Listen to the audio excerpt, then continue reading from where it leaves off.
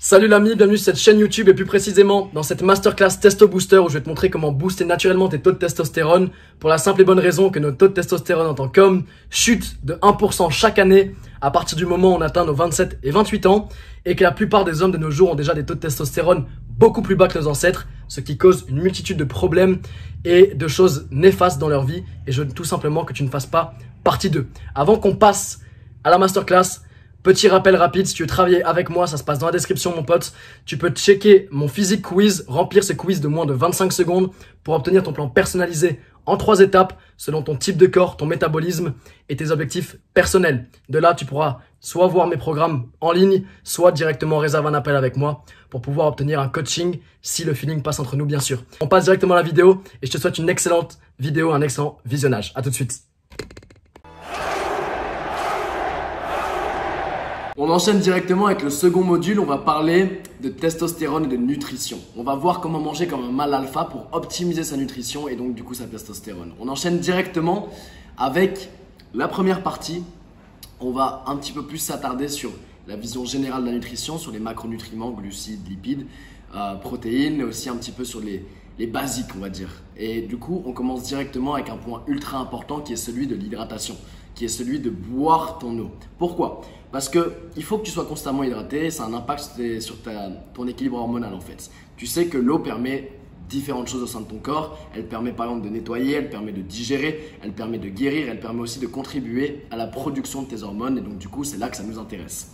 Parce que faut que tu comprennes que quand tu es rien qu'un brin déshydraté, tu as des déséquilibres hormonaux tout au long de la journée. Et même par exemple, quand tu es déshydraté 2 heures avant d'aller t'entraîner, tu ne vas pas pouvoir performer au meilleur de ta forme au sein de ton entraînement. Donc vraiment hyper important, essentiel de constamment être hydraté, de boire de l'eau et donc du coup d'éviter toutes ces merdes de coca ou autres, etc. Parce que c'est pas forcément la meilleure des choses, c'est pas le meilleur carburant, j'ai envie de te dire, à fournir à ton corps. Maintenant, on va voir quoi manger pour pouvoir maximiser sa production de testostérone et faire un petit focus sur les différents macronutriments. Maintenant, tu sais ce que c'est donc du coup tes glucides, tes lipides et tes protéines. On commence du coup avec les lipides. Et les lipides sont aussi appelés du coup les graisses. Et il y a vraiment quelque chose qui me fait doucement rire, c'est quand j'entends les gens me dire « il ne faut pas que je mange des graisses, autrement je vais devenir gros ». C'est totalement faux, c'est totalement aberrant en fait, dans le sens où les graisses sont nécessaires à notre survie et elles sont nécessaires tout simplement à pouvoir équilibrer notre système hormonal. En fait, au contraire, les lipides sont même ultra importants. Tu sais pourquoi? Parce que les lipides vont nous aider à être en bonne santé. Les lipides vont nous aider du coup à posséder un système hormonal qui fonctionne au top et aussi augmenter notre production de testostérone. Et je vais t'expliquer ça dans un instant. En fait, toutes les graisses ne sont pas égales. C'est ça qu'il faut que tu comprennes. Au sein des graisses, tu vas par exemple avoir des graisses saturées qu'il va falloir du coup privilégier comme de la viande, des bonnes viandes, des œufs. Ou autrement, tu vas aussi avoir des graisses monoinsaturées. Ça peut être par exemple de l'avocat, extrêmement bon pour le corps. Et tu vas avoir aussi toutes les autres graisses qui, elles, sont les mauvaises graisses. Les graisses transformées, les trans-fats qu'on appelle. Toutes ces graisses-là, par contre, sont mauvaises. Et donc, du coup, tu as vraiment, au niveau des lipides, des graisses, elles ne sont pas toutes au même niveau. Tu as vraiment une hiérarchisation des graisses avec les bonnes graisses qui vont impacter ton corps de bonne manière et les mauvaises graisses qui vont, elles, du coup, l'impacter négativement. Et qu'est-ce qu'il en est de notre cholestérol? Parce que forcément, quand on parle de graisse, on pense tous au cholestérol et la plupart du temps, on cherche tous à éviter en fait notre cholestérol, enfin à le faire baisser un maximum.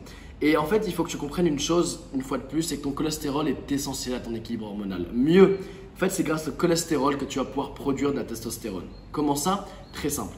Parce qu'en fait, à la base, avant que ça devienne la testostérone, eh bien, l'hormone est fabriquée à partir de ton cholestérol. Oui. Donc en fait, c'est vraiment le cholestérol qui est à la base de ta production de testostérone. Et donc du coup, sans cholestérol, le corps ne pourrait tout simplement pas produire de testostérone ou d'autres hormones. Et donc du coup, il y aurait péril dans la demeure dans le sens où sans cholestérol, tes hormones ne fonctionneraient pas au top en fait.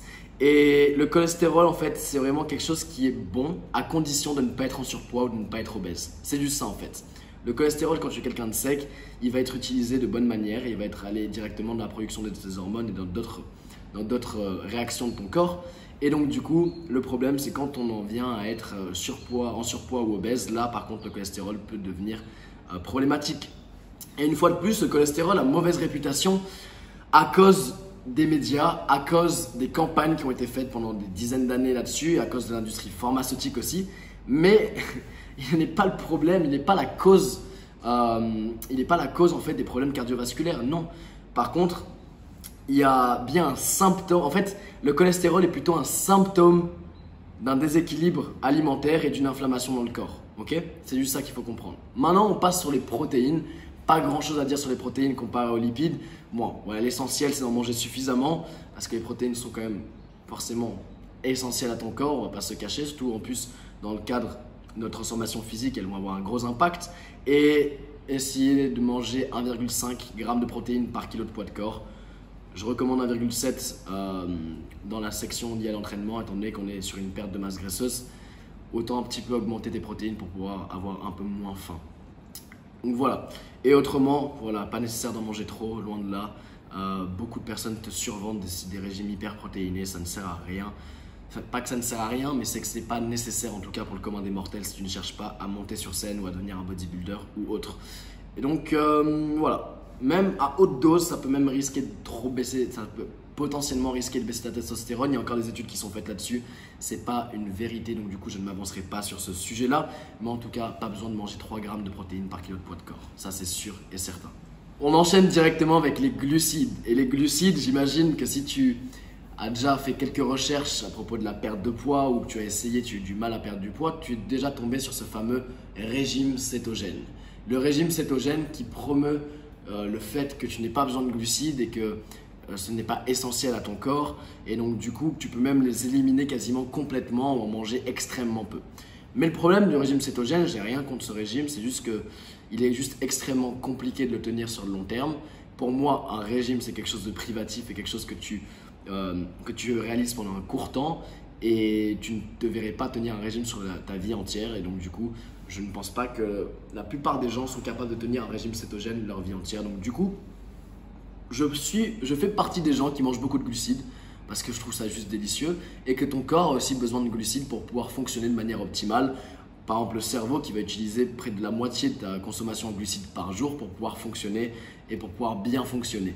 Donc, en soi, les glucides, oui, mais une fois de plus, comme pour les lipides, tous les glucides ne sont pas égaux. Et c'est vraiment le point le plus important sur lequel je veux que tu comprennes. C'est que les sucres rapides sont vraiment à éliminer.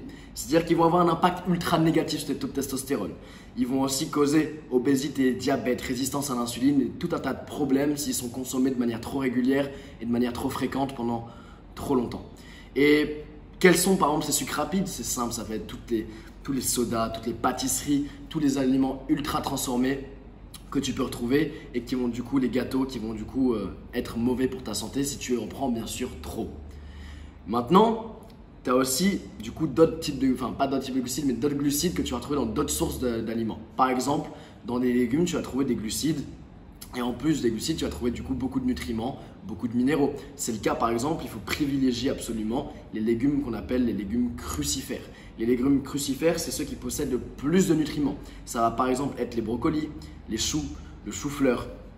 Et aussi, tu peux privilégier les légumes colorés, comme les poivrons, les aubergines ou encore les oignons, et qui vont tout simplement t'apporter de bonnes choses à ton corps, donc ça c'est essentiel. Maintenant, pour ce qui est des graines, donc d'autres types de glucides, tu peux en manger en quantité suffisante. Moi je sais que je mange beaucoup de flocons d'avoine, c'est des glucides qu'on appelle à indice glycémique bas, donc qui ne vont pas faire péter ton insuline d'un coup, donc ça c'est plutôt pas mal pour pas avoir de crash d'énergie.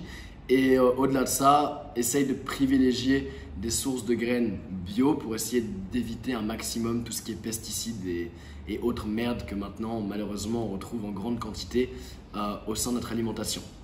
Dernière chose, on va parler maintenant des véganes et des végétariens, et je vais pas me faire des amis, et moi-même j'ai été végane pendant plusieurs mois ici à Bali, moi-même j'ai été végétarien pendant 6 mois ici. Et j'ai testé, j'adore faire des tests, et honnêtement, on va se concentrer pas sur mon expérience, mais sur ce que dit la science. Et au niveau de ce que dit la science, les régimes principalement à base de plantes baissaient les taux de testostérone de 26 à 36%. Donc, c'est pas moi qui le dis, c'est la science. Je ne veux pas maintenant te forcer à changer ton alimentation absolument si tu es végétarien ou que tu es vegan et que tu as de bons résultats avec, que tu te sens bien dans ta peau. C'est juste à titre informatif. Et donc du coup, ça pourrait être intéressant d'inclure des sources de viande de bonne qualité pour pouvoir tout simplement avoir les oméga 3 que tu peux retrouver dedans, aussi avoir un meilleur rapport en termes de graisse et de vitamines. Et aussi, bien sûr, éviter un maximum les antibiotiques en prenant de la bonne qualité. Maintenant, une fois de plus, comme j'ai dit, je ne suis pas là pour changer ta vision ou changer tes valeurs en termes de nutrition, en termes par rapport à la planète, sur le fait d'être vegan, végétarien ou autre. Moi-même, je l'ai été, moi-même, j'ai testé. Et maintenant, si tu devais, voilà, je vais donner mon avis personnel en tout cas. Ce que je juge qui fonctionne le mieux pour moi, c'est manger majoritairement des plantes, majoritairement des aliments qui ne proviennent pas d'animaux, mais juste me concentrer sur 100 à 150 grammes de bonnes protéines animales par jour pour pouvoir avoir mes protéines et pour pouvoir aussi bénéficier des bonnes choses qu'on peut retrouver dans de la bonne viande ou dans du bon poisson. Voilà, aussi simple que ça. On enchaîne directement avec la seconde partie de ce module. Petit rappel rapide, si tu veux travailler avec moi, ça se passe dans la description mon pote. Tu peux checker mon physique quiz.